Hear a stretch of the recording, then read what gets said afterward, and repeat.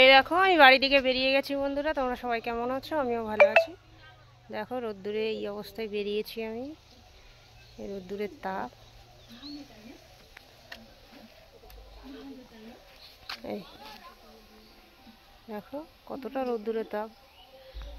এই অবস্থায় আমাকে এখন আধ ঘন্টা হেঁটে যেতে হবে। ঠিক আছে, চলো সাথে থাকো, আমি গিয়ে বাকিটা দেখাচ্ছি। তোমরা খুব প্রয়োজন না থাকলে বাইরে বেরিও না বন্ধুরা। সবাই সুস্থ থাকো, বেশি করে ওআরএস খাও, জল খাও, সুস্থ থাকো, ভালো থাকো।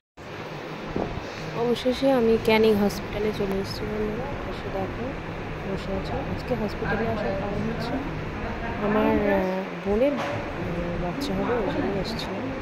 এসে আমি আর বৌদি বসে আছি। আর বৌদি ফোন ঘাটছে, আমি বসে বসে ভিডিও করছি।